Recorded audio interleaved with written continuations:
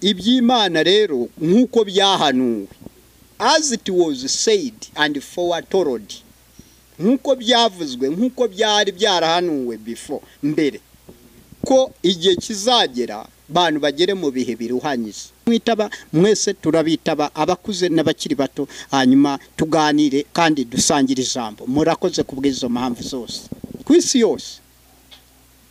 Ku mukobwa yabyarana n'undi mukobwa mugenzi we bakororoka, cyangwa umuryango waba ugiye gucika. Sodoma na Gomora mwiyizana, mushaka kugarura amateka y'ibyabayeho, nta mateka barimwe. Rero mwirinde mutagwa mu mutego nk'abo muri Sodoma na Gomora baguyemo.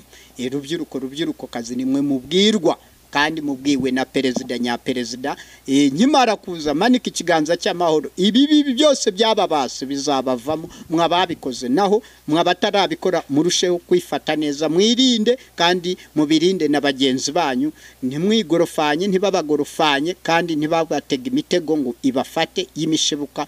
Utwo tumashi twose mudukatire mbari ya mbari, mutwirinde. Bityo rero musaba Imana ubwenge, izabubaha. Namwe mwishakire ubumenyi n'ubushakashatsi mu bukore n'ikoranabuhanga, none muzabe abamenyi, mumenye byose kandi mumenye ibikwiye ibidakwiriye, mu byihorere bidahesha Imana icyubahiro. Murakoze cyane. Mu mubiri mwirinde kwitera droge zarizo zose, uburozi bwari bwo bwose Uwiteka atagushizemo. Iyo misemburo wiyishyiramo, wikwiyonona, wikonona amaraso yawe, wikonona amazi ari mu mubiri wawe, wikonona imitsi yawe, wikonona ubwonko bwawe, wikonona intekerezo zawe Uwiteka yaguhaye. Ni kado special yavuye mu ijuru. Bityo rero mwifate neza. Uko wifata neza, Imana izakongereraho ibyiza. Ni wifata nabi, urumva ntabwo waramba kuri iyi si. Ngo ubita inshuti, ngo ubita amasheri yawe, nyuma ukabata warabagize imbuga ngari, ubasura ukabarunguruka ukabareka. Uwiteka azakubaza ibyo wabonye bingana bite, tubihereho tuguha agakiza. Izaguha agakiza sishingiye ku byo wabonye byako kageni, cyangwa ibyo wabonye wakoraga byiza nibyo yaheraho iguhemba ikugororera. Muhindure ibitekerezo byanyu, mugire gigaze hanitse, mukore bikwiye, ibidakwiriye mubikumire. Kuri mwebwe mubikumire na bagenzi banyu. Mwirinde, kwirinda biruta kwivuza. Mutazavaho mwivuza indwara mwanduriye mu mibonano mpuzabitsina, mwanduriye mu bintu byo kugenda muryagaguza hirya no hino, babakubita ibirozi bya gakondo n'ibya kizungu. Mwirinde. Ntacyo uzaba Yesu turi kumwe, kuko azi neza ko ushobora byose. Nubwo naca mu bikomeye, ndabizi neza ko wanesheje. Nongeye kubaha ikaze mwese abakurikiye Abayo TV YouTube channel. Uwiteka abahire muri byose. Ubushize hari igice cya mbere twagize cy'ikiganiro, twaganiye n'umuvandimwe Barafinda, cyangwa se uyu muntu nyine ntekereza ko murimo kumureba kuri screen zanyu. Yatubwiye amagambo menshi y'ubwenge, hari ibintu byinshi yatuganirije mu gice cya mbere, ndetse mushatse no kukireba mwakireba hano hasi twagipininzemo, ni link igaragaza ibintu twaganiriye, kandi ibintu byari ibintu by'ubwenge cyane bikomeye yavuze mu kiganiro cyatambutse. Uyu munsi rero turakomeje n'igice cya kabiri. Ndagira ngo mutege amatwi mwumve byinshi twaganiriye n'uyu musaza Barafinda. Navuga ngo tumuhaye ikaze. Rero tugiye gukomereza ahandi, noneho dukomeze tubagezaho ikiganiro twagiranye na Bwana Barafinda. Mu bibi kandi nuhugira mu byiza, Imana irakubwira ufite iki nkukomereho, izagukomera kuri ibi. Ariko nuhugira mu bibi, Imana ntiyagukomeraho, nawe ntiwatinyuka kuyibwira ibyo uhugiyemo. Birumvikarwa n'urutsa abana. Cyo giga tuyizamura, abantu bagire terabytes bave kuri megabytes, gigabytes, gutyo bazamuke kuri terabytes. Imyumvire ihanitse ihambaye, kandi ikindi kiri hejuru y'ibyo byose cy'akarusho, urubyiruko kazi mwirinde ibiyobyabwenge, mwirinde ibintu byo kugira bagenzi banyu cyakugirana ama website, mugirana amabase, umwe agira base mugenzi wa mwogeramo amutaho. Tekereza amabase mumaze gukarabiramo ayasaze kuva mwavuka kugeza aya magingo, agiye kungana n'abakobwa koko umaze guta, ngo ubita inshuti, ngo ubita amasheri yawe, nyuma ukabata warabagize imbuga ngari, ubasura ukabarunguruka ukabareka. Uwiteka azakubaza ibyo wabonye bingana bite, tubihereho tuguha agakiza. Izaguha agakiza sishingiye ku byo wabonye byako kageni, cyangwa ibyo wabonye wakoraga byiza nibyo yaheraho iguhemba ikugororera.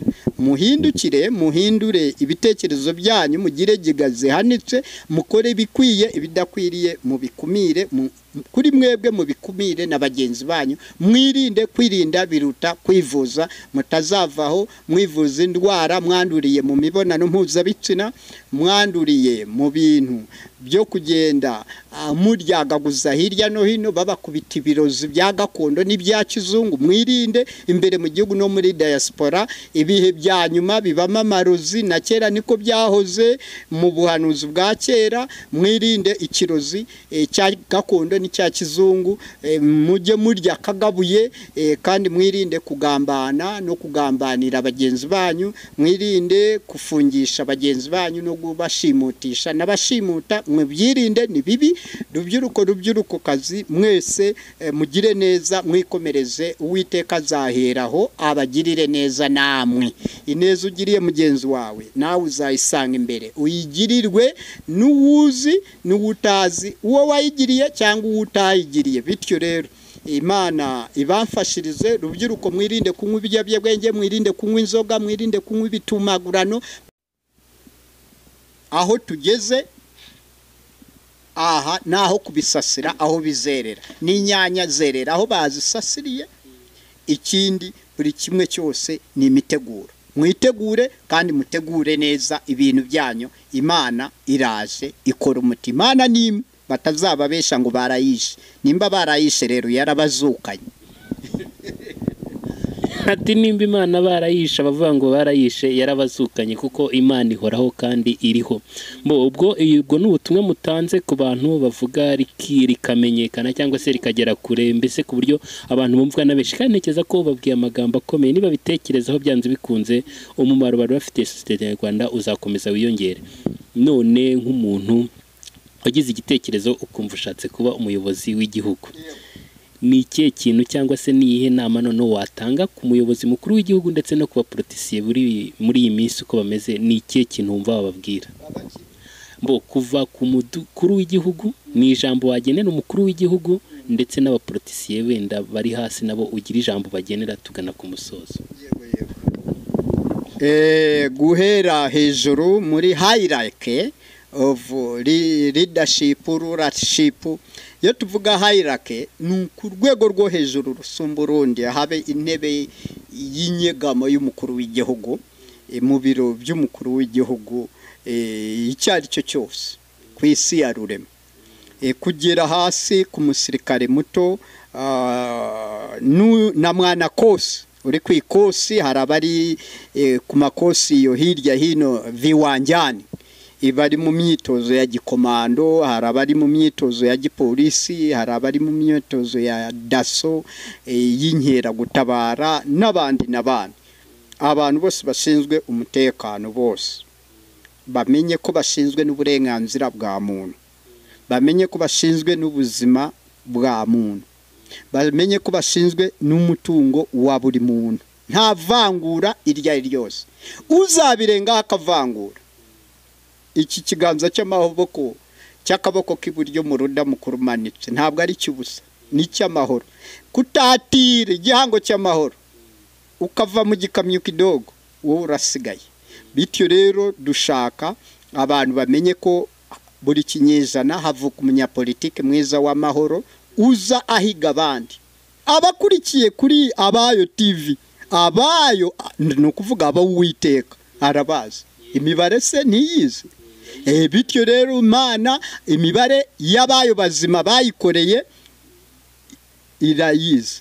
Si ukuvuga ngo n'abakoze kera batarakosa, hari n'abashobora kuba barakoze amakosa kera, ariko bitewe na giga z'imyizerere no kwipakurura ibibi bakakira kagakiza twatangiriyeho, icyo gihe bakagira terabytes bavuye muri gigabytes, megabytes, gigabytes, terabytes, uburemere bw'umuzigo aba afite hano. Ariko noneho ko iyo mizigo tuyishyira mu kwizera, ashaka kuza yizera cyane, yemeye atabonye gusumbya n'abakuriye mu gakiza.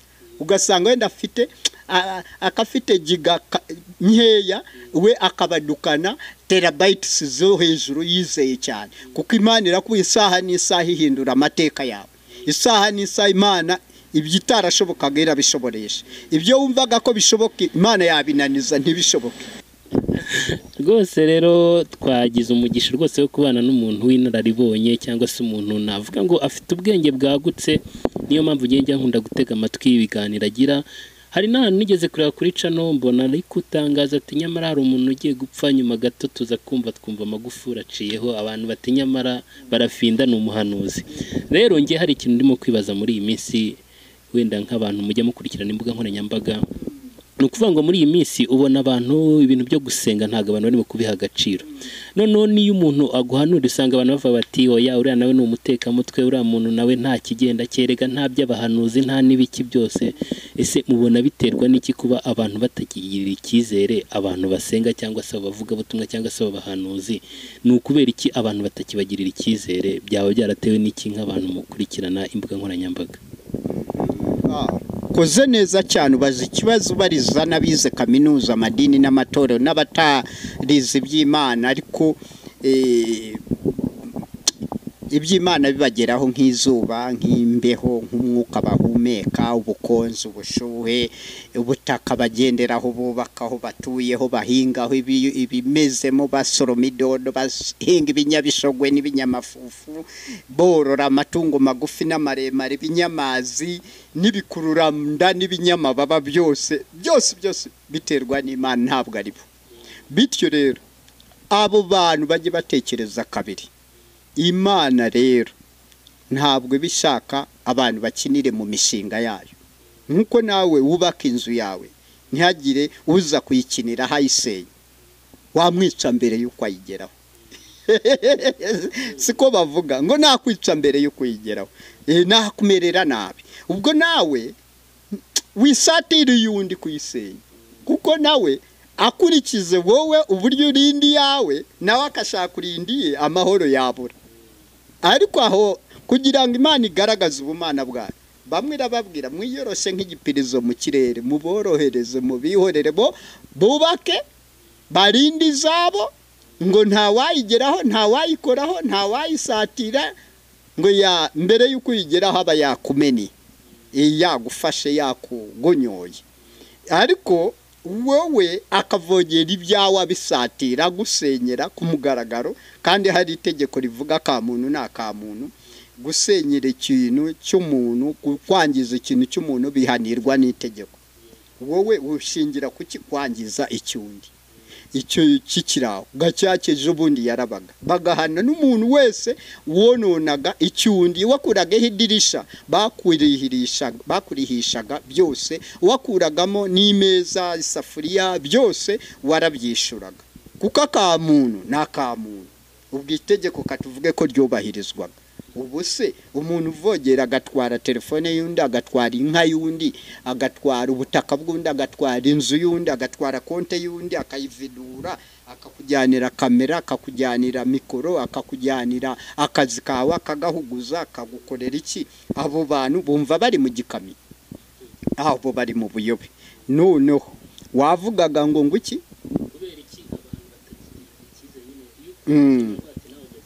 Icyo kirahagije, kubera nashakaga abaturage bose bumve neza kuki abantu batakigirira icyizere ibintu by'imishinga y'Imana, bagashaka kumva ko iterambere ryaje ya mishinga y'abakire, bwa bwenge bw'abakire, bw'abashoramari, abakire bo hafi n'abakure, kuki bumva ko ibyo bakora ari byo byuzuza ubuziranenge, iby'Imana kwizera utabonye n'imikorere gakondo zose bazisenye kandi ari z'Uwiteka ngo zisimburwe na kijyambere, imvaruganda,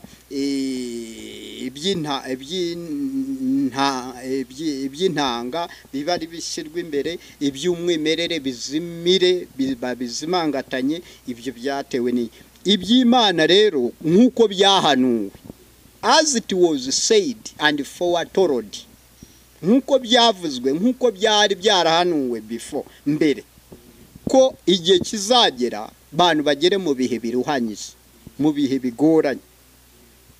Na Pawulo ntiyagendaga bivuga. Ni ukuvuga ibi bihe abantu bitonde, bishobora kuba wenda tureke kumera nka ba bandi bavuga ngo ni wenda nibyo byanyuma ngo bikine, oya, ahubwo ni ibibanziriza ibindi. Babanze bamenye Imana ijya gufata icyemezo kusenya, kutezamo abantu giga itandukanye niyo bari bafite. Ubwo bubakaga umunara wa Babeli bari seriye, bashaka kugera ku kwezi, binjire muri purafo y'Imana bayisatire mu ijuru. Yabakoze iki? Yakubisemo giga mu bwonko, bitamo ka memory card gafite giga runaka, ihindukiza za giga zabo ntoya zita zireremba hejuru, none iz'umwimerere zitebereramo ziremera nk'amabuye. Batebereyemo none kubera bumvaga ko bari seriye bakomeye. None aho ngaho Imana yerekanye ubumana ko buri kinyeza n'ikinyagihumbi iyo bigiye kurangira ibyo bintu bibaho mu kiremwa muntu. Noneho uze ukurikire nanone ku bwa Nowa, ababwira inkuge ngiriya, mwurire karabaye, kigore n'ikigabo mwese mwinzize. Bantu bakajya hariya bakavuga wapi, abo n'abasazi n'abarwayi bo mu mutwe.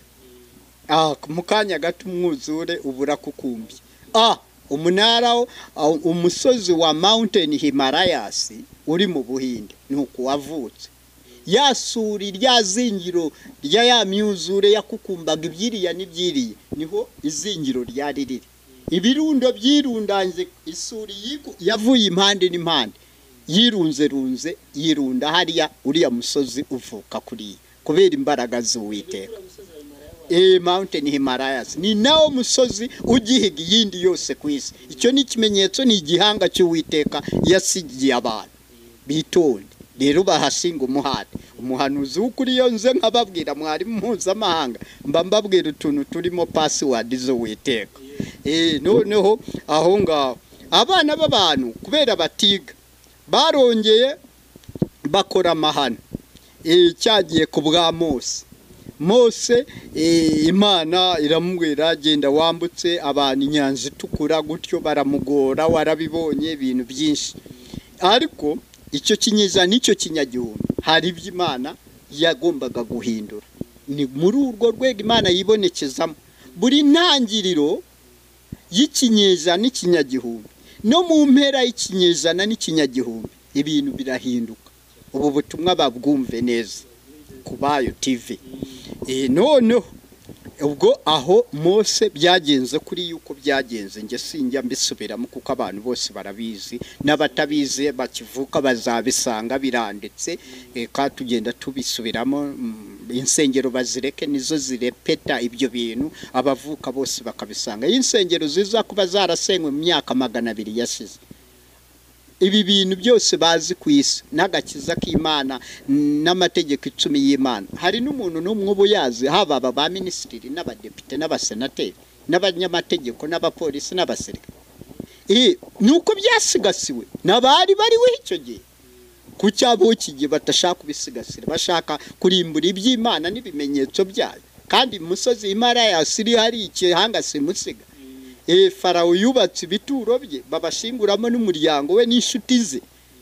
Kwa Farawo bose iyo umwami yapfaga muri Misiri, bose abariye ku matunda y'iyo ngoma, bose binziraga muri icyo gituro bagapfana.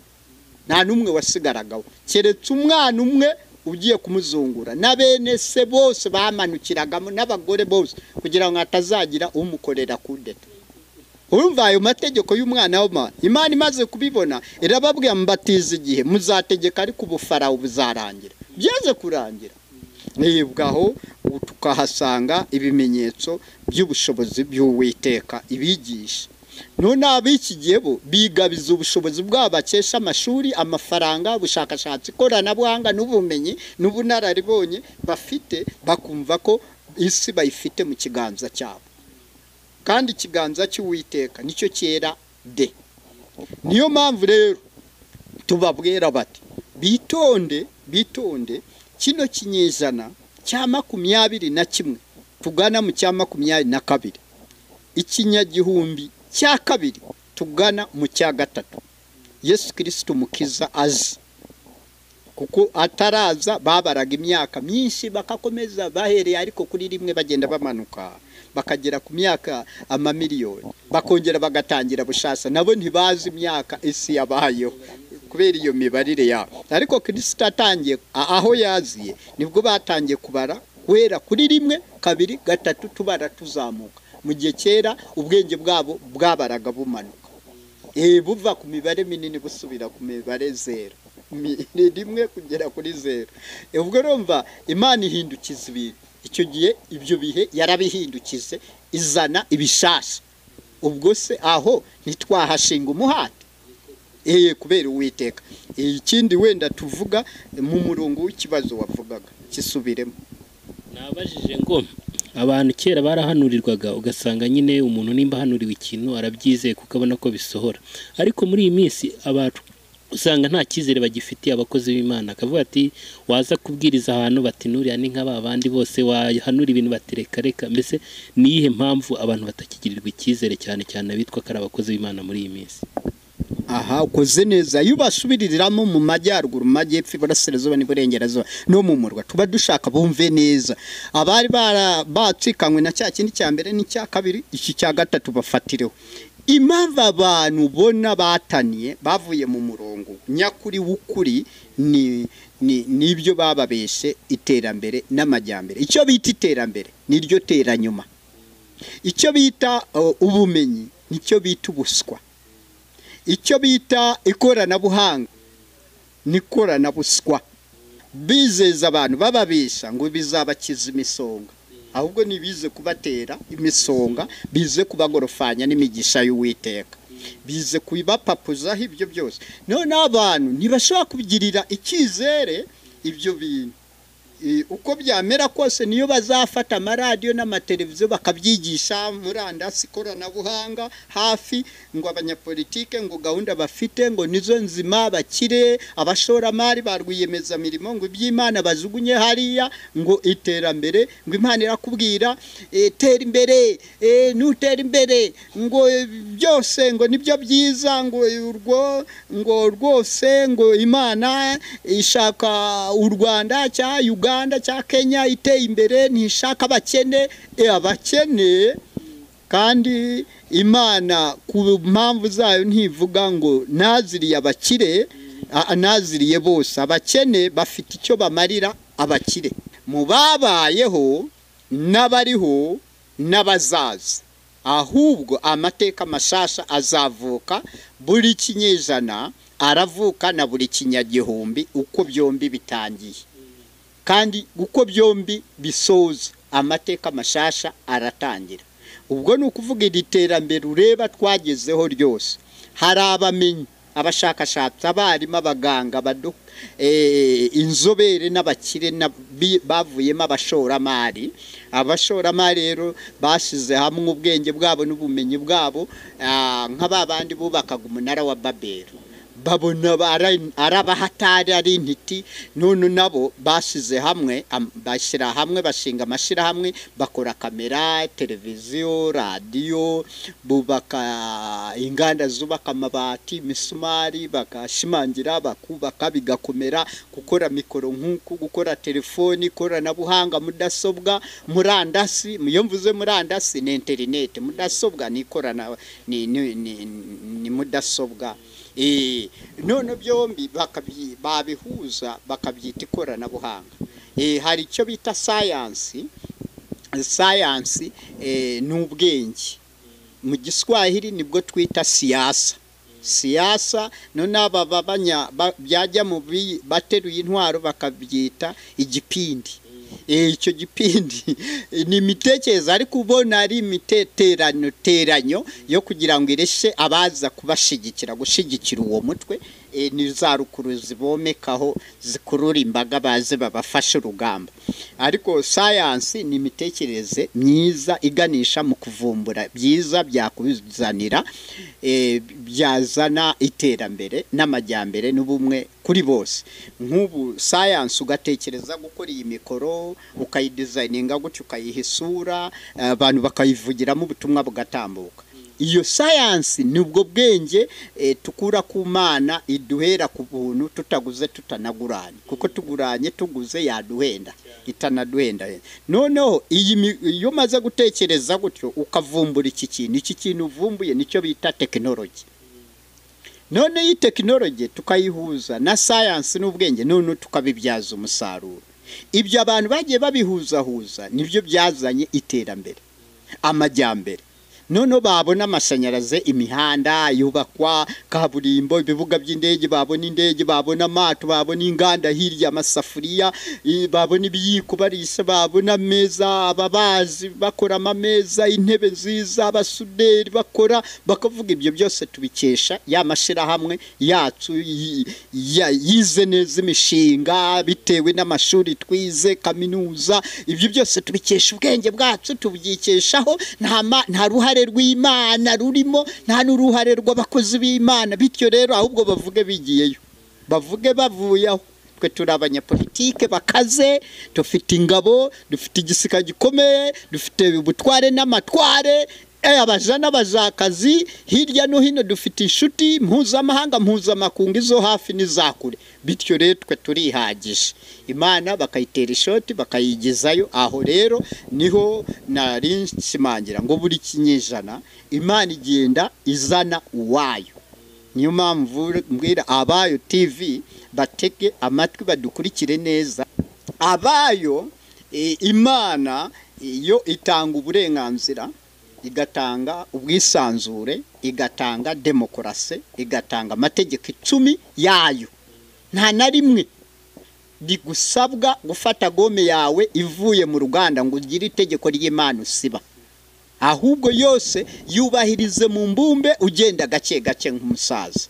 Nkuko wavuze ko ndi umusaza, isomero ry'ibitabo ry'abakiri bato babayeho n'abariho n'abazabaho bazakurikira iyi televiziyo Abayo TV. None Abayo bavuge wow, turabi Imana koko, turabayo koko. N'ubuntu bw'Imana yatugiriye kugira ngo Abayo TV itugezeho. Bityo rero ni muri urwo rwego kuri iyi tariki ya kangahe ya 5 z'ukwa kangahe z'ukwa 11 2024, abantu batazavuga ngo wenda ngo iki kiganiro cyatambutse kera. Uno munsi ni ku munsi wa kabiri mu museso ryarashe twateranye turi kusenga, kuko isengesho ni network kuwiteka hagati y'umuntu n'Imana. Isengesho niyo rezo. Bityo rero kandi mwibuke bene data bayo, nta sengesho ry'umunyagara ribaho. Bityo rero barishitse ritegurwa n'Uwiteka, rikamena imitima yanyu, rigacengeramo, kandi nta bikomere ribateze, ariko ryingira inzira bucece. Noneho rigashaka ribabature, muhinduke, abakoraga ibibi muvemo, mujye mu murongo wo gukora neza, mu byiza, ibyiza bigwire bineshe ibibi, kandi mwese muvuga muti amina amina. Imana n'imbaraga zayo, ubushake bwayo n'ubushobozi bwayo nibwo budushoboresheje, si ku bwacu, ni ku bwayo, ni ku bwayo. Bityo rero Imana rero iyo yihuje n'abakristu n'abatari abakristu, amadini atandukanye, kwizera kutandukanye, kwizera birarema, bityo rero bajye bizera ko Imana izabahindurira ubuzima, ariko nibahindurira ubuzima waba warize yaguhindurira ubuzima, waba utarize yaguhindurira ubuzima. Ubwo se abo bize, abo bavumbuye, iyo bareba batarize hari abantu babakire babashoramari barwiyemeza mirimo batanga imirimo, kandi abo bize batafite iyo mirimo n'abari abashomeri bajya gushakisha akazi, nta cyemezo cy'Uwiteka babonamo, nta urizo ry'Imana babonamo, nta mubare w'Imana babonamo, nta mubare w'ibanga y'Imana babonamo. Cyangwa ni babandi bagira amaso ntibabone, bagira n'amatwi ntibumve, bagira ubwonko ntibasesengure, bagira imitima roho ntizikore neza, bakazikoresha mu bintu byo bindi by'imvanganda by'iterambere ryabo, ntibabikoreshe neza mu iterambere ry'Uwiteka ngo bavome ku isoko ry'Uwiteka, ahubwo bakiha kuvoma ku isoko ry'abakire. Umukire yigabiza iyi si arayipapuza, ayikora kudeta, ariko Imana irababwira mubikora mbareba mukagira ngo simpari, ariko irabaruzi n'ikiramuruzi ririmo kubareba. Ni Musanze wabo w'abasaza n'abakecuru irimo kubareba, ni Burera mu mahunge y'Uwiteka irimo kubareba, noneho